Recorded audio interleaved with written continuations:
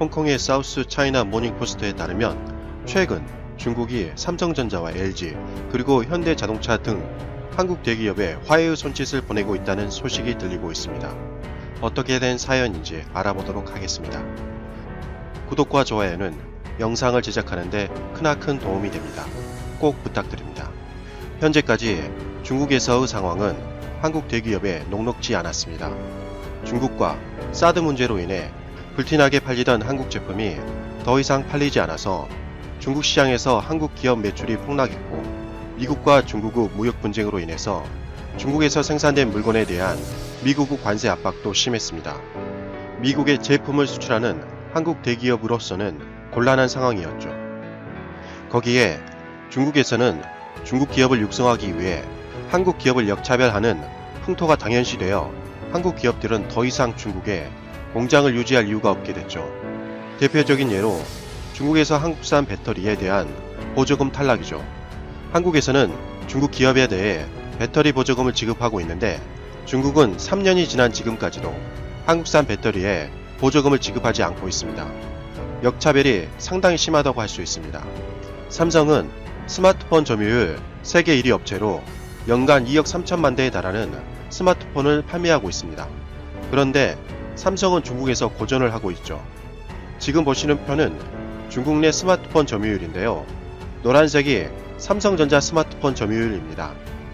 14년 1분기까지만 해도 20%에 육박하는 점유율로 중국에서 당당히 1위였는데요. 꾸준히 하락해서 19년 2분기 기준으로 중국 점유율이 0.8%에 불과합니다. 그래프에서는 아예 보이지 않을 정도로 처참한 수준입니다. 만약 삼성이 글로벌 스마트폰 시장에서 고전하고 있었다면 이 상황이 이해가 되지만 다음 표를 보시면 오히려 삼성전자 글로벌 스마트폰 점유율은 중국 시장이 폭망하고 있는 현 시점에도 반대로 오르고 있습니다. 즉, 중국의 입김이 전혀 없어도 삼성전자 스마트폰은 너무나도 잘 나간다는 거죠. 화웨이 스마트폰이 중국 내에서만 주로 팔리는 것과 정말 대조적입니다. 삼성전자 전 세계 스마트폰 점유율은 2018년 4분기에는 18% 점유율이었지만 2019년 1분기에는 21%로 껑충 뛰더니 2019년 2분기에는 22%로 안정세를 유지하며 상승했습니다. 글로벌 스마트폰 점유율 2위가 화웨이인데요. 중국에서 압도적으로 사주고 있어도 겨우 16% 점유율을 유지하고 있을 뿐이네요. 그 뒤가 바로 애플로 전세계 스마트폰 점유율 10%를 간신히 턱걸이하고 있습니다. 표를 보시면 아시겠지만 애플은 글로벌 스마트폰 점유율은 꾸준히 하락하고 있습니다. 이런 상황이기에 앞으로도 전세계 스마트폰 시장에서 삼성전자의 독주가 한동안 계속될 것이라고 여겨집니다. 삼성 갤럭시 폴더블 폰을 보시면 아시겠지만 기술력 측면에서 삼성을 넘어서기 어렵다는 것을 깨달은 애플은 아예 노선을 바꾸었습니다. 최근에 애플은 스마트폰이 아니라 콘텐츠 산업, 즉 애플TV에 공을 들이고 있습니다. 그래서 요즘 넷플릭스와 애플 그리고 디즈니가 콘텐츠 경쟁에서 죽음의 치킨 게임을 벌이고 있습니다. 운명을 건 싸움을 하고 있기에 무지막지한 자금을 퍼붓고 있습니다. 게임 업계도 마찬가지인데요. 중국 당국은 한국산 게임을 허가하지 않으면서 중국 게임 업체들은 한국에 진출하고 있습니다. 역차별도 이런 역차별이 없습니다. 이런 상황이기에 한국은 발빠르게 중국을 빠져나가고 있었습니다. 그러자 중국은 정말 당황했습니다. 원래 발을 들이기는 쉬워도 빠져나가기란 쉽지가 않거든요. 엄청난 매몰 비용이라는 것이 존재하기 때문이죠. 하지만 삼성은 이를 악물고 중국을 탈출했습니다. 중국이 한국 대기업을 압박할 수 있었던 가장 큰 이유 중에 하나가 바로 한국 기업을 압박해도 중국을 벗어나기 쉽지 않다는 계산이 깔려 있었죠. 그런데 한국 기업은 다른 나라들과 달랐습니다. 삼성은 작년에 선전과 텐진의 스마트폰 공장을 연이어 철수하더니 지난 9월에는 마지막 남은 후이저우 스마트폰 공장을 폐쇄하고 탈출에 성공했습니다. 아직도 애플이 중국 시장을 벗어나지 못하고 있어서 예를 먹고 있다는 영국 파이낸셜 타임즈 기사를 보면 얼마나 탈중국이 어려운지 확인할 수 있는 대목입니다. 영국 파이낸셜 타임즈에 따르면 애플 CEO 팀 쿡은 탈중국은 불가능하다고 발표했는데 삼성전자가 이를 달성했다고 보도했습니다. 그러면서 애플도 하지 못한 일을 삼성전자가 탈중국에 성공했다면서 격하게 칭찬했습니다. 그리고 이렇게 덧붙였습니다. 삼성이 진행한 탈중국은 중국 제조업이 몰락하는 상징이라고 했습니다.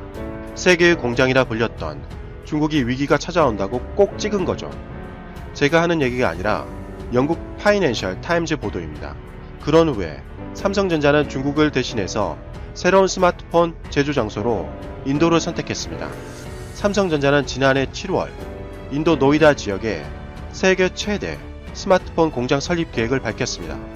그리고 현재 연간 6,800만 대인 노이다 공장의 생산 능력을 2020년까지 연간 1억 2천만 대까지 늘린다는 방침을 발표했습니다. 정말 격변하는 시장에서 놀라울 정도로 빠른 행보입니다. 너무 빠른 행보에 중국도 당황했는지 중국 당국의 분위기도 급변했습니다. 삼성전자가 마지막 공장을 폐쇄하자 중국 관영 글로벌 타임즈는 삼성전자는 중국 시장에서 패배자가 아니다 라는 제목으로 삼성전자를 극찬했습니다. 그러면서 삼성전자가 중국 내 마지막 스마트폰 공장 문을 닫으면서 품격을 갖춘 것은 삼성전자가 가진 소프트 파워를 보여준다라고 말을 했습니다. 거기다가 리커창 중국 총리가 산시성에 있는 삼성전자 반도체 공장을 직접 방문하며 삼성전자를 격려했다고 합니다. 중국 관영 글로벌 타임즈 기사는 한마디로 중국 당국의 의도가 짙게 깔려 있습니다.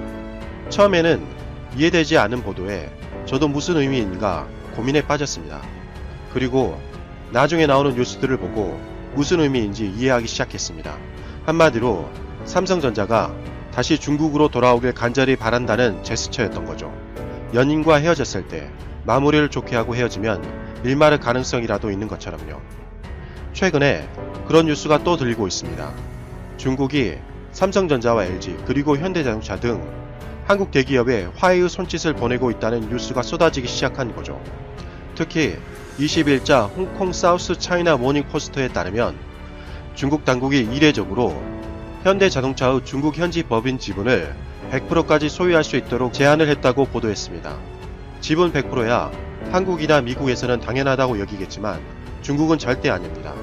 중국은 해외 기업 통제를 위해서 해외 브랜드나 해외 기업이라고 하더라도 중국 기업이 51% 지분을 보유하고 해외 기업이 49% 지분을 보유하는 합작 법인을 만드는 것이 관례였습니다. 그래야 중국 당국의 입김을 거부할 수 없으니까요. 그런데 현대자동차까지 할출하려는 조짐까지 보이자 중국 당국이 매우 심각하게 받아들였는지 철칙처럼 내려오던 관행까지 깨버린 것이라고 할 수 있습니다. 앞서 중국 당국은 미국의 전기차 업체인 테슬라도 중국 현지 법인 지분 100%를 보유할 수 있도록 허용했는데 한국을 미국만큼이나 중요하게 생각한다는 의도가 깔려있다고 보여집니다. 한마디로 요약하자면 중국 당국도 신경 쓸 만큼 한국 기업의 파워가 갈수록 세지고 있다고 볼 수 있을 것 같습니다. 최근 세계 경제가 많이 불안합니다. 불확실성이 증가하고 있죠. 영국의 브렉시트와 유럽의 경기 침체, 그리고 미국과 중국의 무역 분쟁과 거기에 일본의 도발까지 혼란의 연속입니다. 하지만 돌이켜 역사를 되짚어보면 세계 정세가 한국에 호락호락했던 적은 단 한 번도 없었던 것 같습니다. 그럼에도 불구하고 한국은 지난 수십 년간 대단한 발전을 이룩했습니다. 격변하는 세계 속에서 앞으로도 한국 기업들이 현명한 결정을 내려서 한국 기업의 선전을 기대하며 이만 우리 기술로 소 달구지 만들 때 제로센과 항공모함을 찍어내고 미국과 맞짱 뜨던 일본, 우리의 일거수일투족을 자세히 보도하는 일본이 동북아 최강 신형 전투기라고 KF-X 발표를 했는데도 불구하고 일본 언론에서는 다루지 않고 있는 이유는 뭘까요? 우리와 달리 일본은 차세대 전투기 개발에서 진퇴양난에 빠져 크게 고민하고 있는 현 상황에 대해 말씀드리겠습니다. 한국형 전투기 KF-X 보람의 시제기 제작 발표, 성능이 기대 이상이고 기존의 유명 전투기인 미 해군 FA-18과 프랑스 라팔보다 우수하고 앞으로 스텔스 기능을 개량하면 완전 스텔스인 F-35보다 우수한 수준이 될 수 있다고 하이에서 야심차게 밝힌 바 있습니다. 그렇게 되면 중국, 일본, 일반 전투기는 물론이고 그 나라들의 스텔스기들보다도 뛰어나서 남의 것도 아니고 무려 자체 개발 전투기로 동북아 최강급이 될 것인데, 그런데 일본 미디어에서는 한국발 언론 기사를 빼고는 기사를 거의 내지 않고 있는데요. 일본의 유력 시사주간지에 레이와의 제로센은 불가능? 순수 국산 전투기를 만들고 싶어도 만들 수 없는 일본이라는 제목의 기사를 통해서 그 복잡한 심경을 알 수 있을 것 같습니다. 일본 방위성이 내년도 방위에 비해 개발에 착수하는 전투기의 예산으로 200억 엔을 요청했고, 내년 예산이 결정되는 12월에는 차세대 전투기를 순수 국산으로 할지 국제 공동 개발할지를 결정해야 되는데, 현재로서는 독자적으로 전투기를 개발하는 것은 기술적으로 어려워 공동 개발이 될 것이라고 실망하고 있습니다. 지난해 12월 아베 내각이 조금씩 얘기가 있던 F-35 전투기의 추가 구매를 승인했습니다. 그러면 공군 전력은 강화되는 건데, 일본 내부에서는 이런 얘기가 나옵니다. 차세대 전투기 사업에 난데없이 F-35가 끼어든 모양새가 되고 말았다. 아베 내각은 기존의 F-35 42대 도입에서 추가 구매해서 147대로 하고, 이 F-35를 F-15 전투기 중 구형 99기와 교체하기로 결정했습니다. 아직 퇴역 시기도 정해지지 않은 F-15를 강제 퇴역시키고 F-35를 추가 구매한 것은 트럼프 대통령이 주장하는 바이 아메리카는 요구에 부응한 것이고, 제대로 된 검증도 없이 도입을 의결해버렸다는 것입니다. 지대공 요격 미사일인 이지스 어시오까지 합치면 우리 돈 22조 원이나 되는 미국산 무기를 마구 사버린 격입니다. 또 미국 정부에 돈을 전달하기 위해서 굳이 완성품 수입이라는 문구까지 넣어서 미쓰비시 중공업 등이 한화 2조 원의 국비를 투입해 건설한 F-35 조립 라인은 완전히 중지되어 버린 건 덤입니다. 신문은 여기에 큰 문제가 있다고 지적합니다. 항공기 생산을 하지 않게 되면 항공기 제조 기술은 끊어진다. 현재 일본이 추진하던 여객기 개발들이 난항을 겪고 있는 것은 전후 연합군 사령부 GHQ가 일본의 항공기 개발을 금지한 것과 해금된 이후에도 일본이 여객기 개발을 하지 않은 것이 원인이다라고 지적합니다. 결국 F-35 추가 도입은 일본 국내 전투기 제조 기술을 소멸시키고 항공기 전반 기술을 모두 상실시키는 것으로 이어지며, 여기에 조바심이 난 일본 방위성은 자체 개발일지 타국과 공동 개발일지 방향도 정해지지 않은 상태에서 내년 전투기 개발 비용 예산을 일단 상정시켰다는 것입니다. 일본 유일의 전투기 생산 가능 업체는 미쓰비시 중공업이고, 엔진 제조업체 IHI는 추력 15톤의 전투기에 충분한 엔진은 개발했지만 이런 기술들을 단순히 조합하는 것으로는 전투기를 만들 수 없고, 소프트웨어, 무기 시스템은 실전 경험이 있는 국가가 아니면 만들 수 없다고 평합니다. 그런 점을 방위성이 알고 있었기 때문에 로키드 마틴에서 최초의 스텔스기인 F-22의 기체에 F-35의 전자장비를 탑재한 하이브리드 전투기를 제안했었고, 항공자위대는 F-22를 차기 전투기로 갈망했었지만 기술 유출을 우려한 미 의회가 수출 금지를 결의해서 부득이하게 도입한 것이 F-35였던 스토리가 있기 때문에 방위성에서는 로키드 마틴의 제안에 솔깃했었는데, 제시한 가격이 무려 대당 우리 돈 2,500억으로 기존 F-35 1,200억에 비해 너무 비싸 난색을 표했었습니다. 그런데 과거에 일본과 미국이 F-2 전투기를 개발할 때 미국이 약속한 비행 제어 프로그램을 공개하지 않아서 일본의 개발비가 상승하는 요인이 되었고, 반대로 일본의 탄소복합 기술은 미국으로 흘러가 F-22와 F-35에 적용한 사례도 있었다고 주장합니다. 이렇게 미국과의 거래는 미국의 무기 판매 방식인 대외 군사 판매, 즉 FMS의 위험을 내포한다고 전합니다. 이 FMS는 첫째, 계약 가격과 낚이는 예상일 뿐이며 미국 정부는 이에 구속되지 않는다. 둘째, 대금은 선불이며, 셋째, 미국 정부는 자국의 이익에 따라 일방적으로 계약을 해지할 수 있다는 완전히 미국에만 유리한 내용이라는 겁니다. 전투기는 아니었지만 무인기 글로벌 호크의 경우 당초 3기에 510억엔에 계약했지만 나중에 119억엔 높은 629억엔에 가격이 인상되어 완전히 바가지를 썼고, 예상 가격에서 15% 상승하면 재검토, 25% 상승하면 구매 중단한다는 방위성의 규칙이 있었지만 트럼프 정권에 대한 배려를 최우선으로 하는 아베 수상의 의향에 따라 구매할 수밖에 없었던 일도 말합니다. 또 방위성 간부는 전투기를 미국과 공동 개발하는 경우에도 개발 분담 비율을 놓고 미국 정부가 나중에 미국 측의 비율을 높이고 일본 측의 비율은 줄이는 등 엉뚱한 요청을 해도 미국 무기 판매 규칙에 따라 계약 위반도 아니고 전혀 문제가 되지 않기 때문에 매우 어렵다고 토로하고 있습니다. 어디에 배치할지 정해지지도 않은 채 미 정부의 요구에 따라 1조 5천억 원 이상 취득 비용을 선물한 이지스 어시오 같은 예도 전합니다. 현재 이지스 어시오는 예전 우리의 사드처럼 지역 주민들 반대로 난항을 거듭하고 있습니다.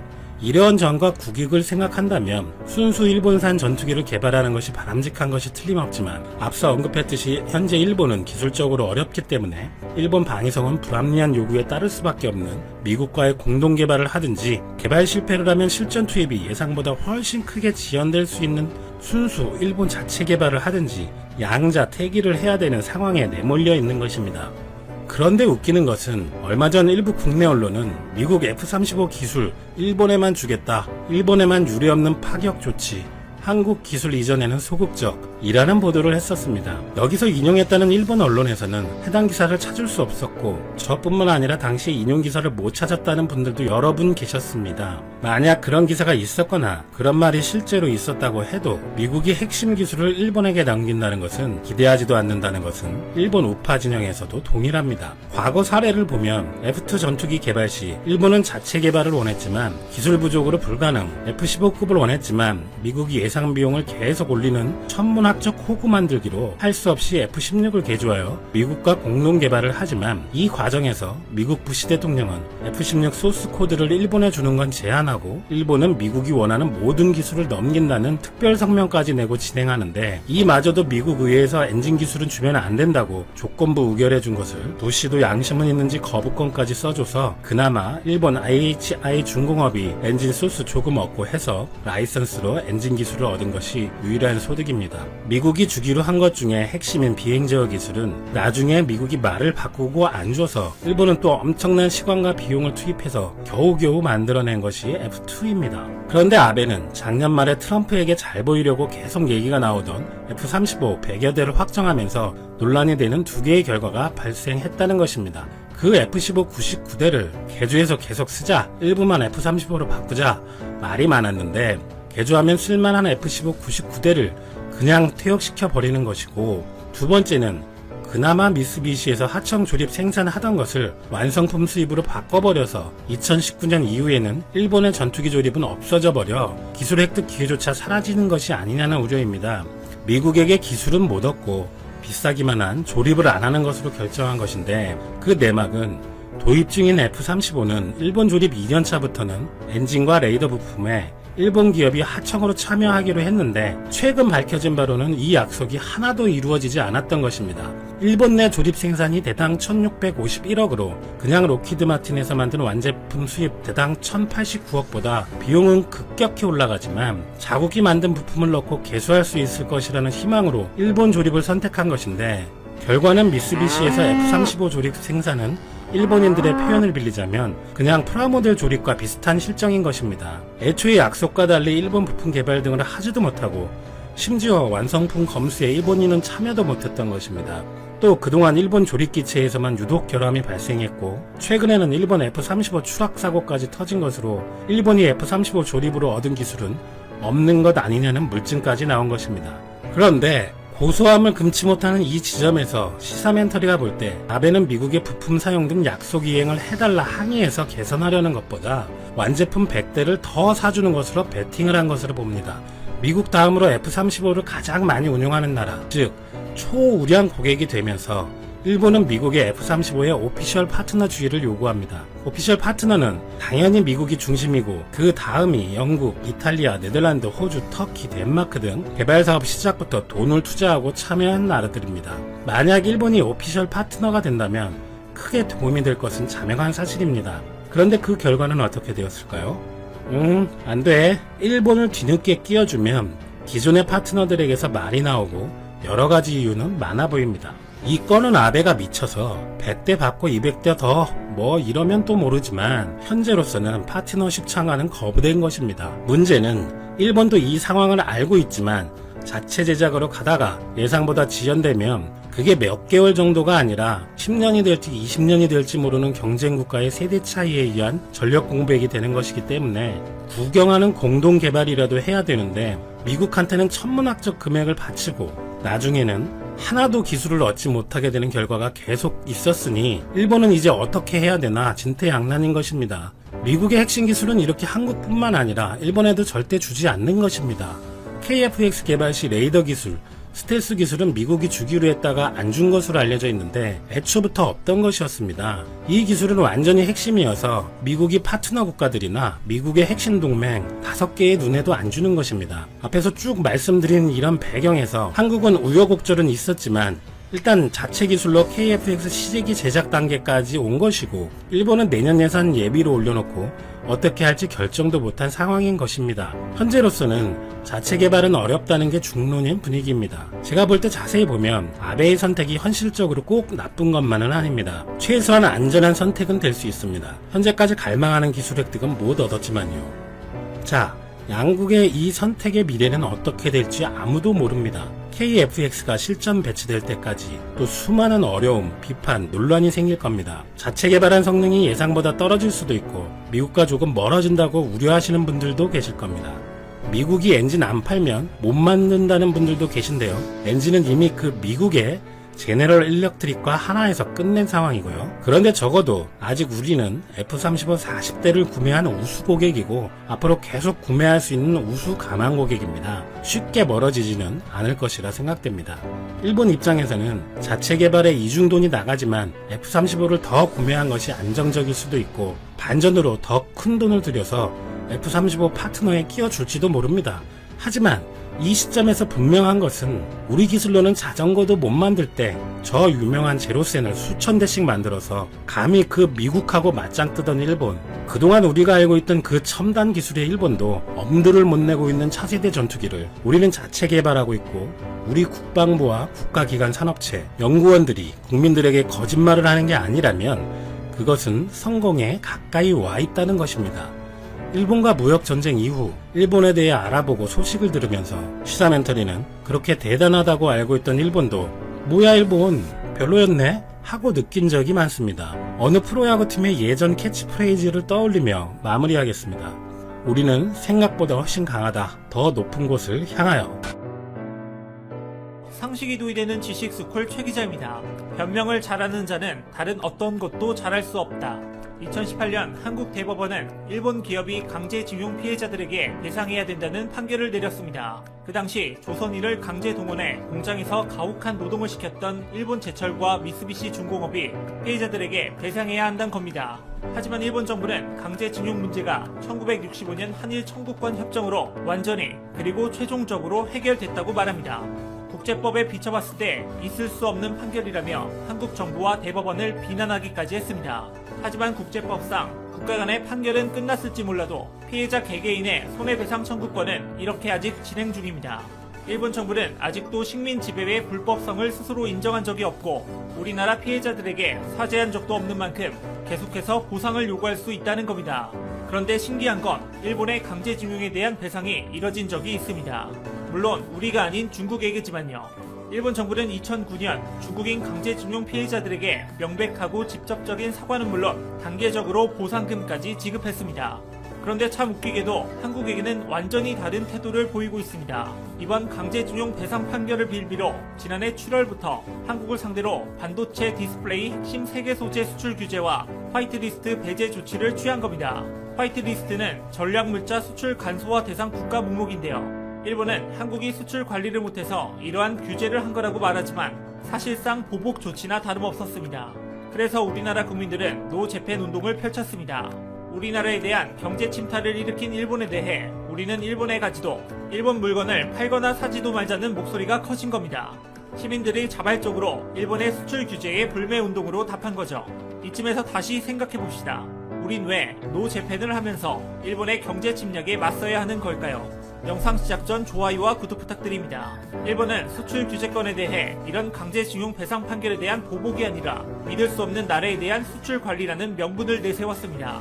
심지어 이런 명분의 근거도 제대로 제시하지 못하고 이런저런 변명만 내세우고 있습니다. 그러니까 지금 일본은 수출 규제에 대한 명분 자체가 전혀 없는 상태라는 겁니다. 반면 한국은 일본이 문제 삼은 점들을 모두 고치거나 이행했습니다.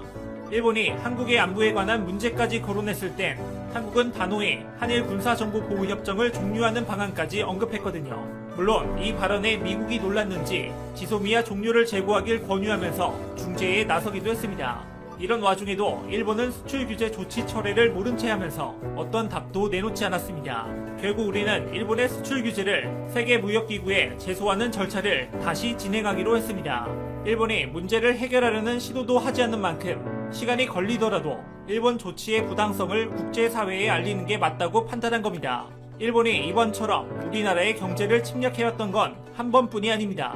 일제강점기 당시에도 우리 경제를 뒤흔들었으니까요. 그 당시 우리 선조들은 일제의 경제 침략에 맞서기 위해 국산품을 애용하자는 슬로건을 내세우면서 물산 장려 운동을 펼쳤습니다.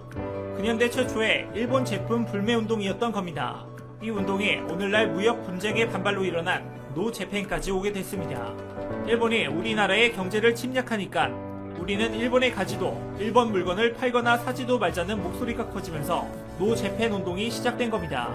처음 일본은 한국인들은 냄비처럼 빠르게 뜨거워지고 빠르게 식기 때문에 걱정할 필요가 없다며 이 운동에 콧방귀를 꼈지만 한국은 냄비가 아닌 뚝배기처럼 쉽게 식지 않는 한국인의 의지를 보여주고 있습니다. 한국에서 일본계 기업들 매출이 줄고 또 한국에서 완전히 철수한 경우도 있을 만큼 그 영향은 일본에 꽤 큰 타격을 줬습니다. 일본 맥주 시장은 직격탄을 맞아 한국에서는 일본 맥주를 찾는 사람이 거의 없어졌고요. 닛산과 인피니티도 16년 만에 한국에서 철수하게 됐습니다. 위안부 할머니 조롱 논란을 일으켰던 유니클로도 지난해 19억 원의 영업 손실을 냈고 유니클로의 자매 브랜드인 GU는 영업 악화를 견디지 못해 한국 시장에서 전면 철수하게 됐습니다. 1년가량 이어진 불매운동 때문에 일본의 주요 브랜드가 국내 시장에서 줄줄이 철수하거나 매장을 축소한 겁니다. 결국 우리 민족의 단합력을 일본에게 또다시 보여준 겁니다. 또 우리는 일본의 수출 규제 덕분에 더 좋은 국산 제품을 찾게 되기도 했습니다. 그동안은 일본에서 반도체 핵심 부품을 공수해왔지만 이제는 우리 기술로도 충분히 해낼 수 있게 됐거든요. 이렇게 한번 대체된 소재는 수출 규제가 풀려도 쉽게 일본산으로 돌아가지 않을 겁니다. 결국 우리 기술이 실제 생산에 투입되는 시기를 일본이 되려 앞당겨 준 셈이 된 거죠. 얼마 전에는 코로나 사태로 위기를 겪으면서 혹시 수출 규제가 풀리는 건 아닌지 한일 관계에 잠시 희망이 보이기도 했습니다. 일본이 언급했던 명분을 한국이 모두 해결했거든요. 그렇지만 일본은 계속 말을 바꾸면서 여전히 수출 규제를 풀 기미를 보이지 않고 있습니다. 그래서 한국은 WTO에 제소하는 절차를 다시 진행하고 있습니다. 일본이 문제를 해결하려는 시도도 하지 않은 만큼 시간이 걸리더라도 일본 조치의 부당성을 국제사회에 알리는 게 맞다고 판단한 겁니다. 하지만 이 와중에도 일본은 되려 한국의 보복 조치를 취하겠다는 주장까지 하고 있습니다. 여전히 사과와 반성이 없는 태도를 고수하고 있는 걸 보면 일본이 아직도 정신을 못 차린 거죠. 그런 일본에게 선조들의 정신을 이어서 일본 제품 불매 운동을 이어가 보면 어떨까요? 일본의 침략에 맞서 싸웠던 의병들처럼 이번 경제 침략에 우리 국민들이 노재팬으로 나서서 이 시대의 새로운 독립운동가들이 돼보자는 겁니다. 역사를 잊은 민족에게는 미래가 없다. 선조들로부터 이어온 우리의 의지를 똑똑히 보여줄 수 있는 계기가 되었으면 좋겠습니다. 이와 관련된 다양한 의견 댓글로 남겨주시면 감사하겠습니다. 혹시 주식하시나요? 반도체 관련 급등 종목이 알고 싶으시다면 오른쪽 버튼을 클릭해주세요.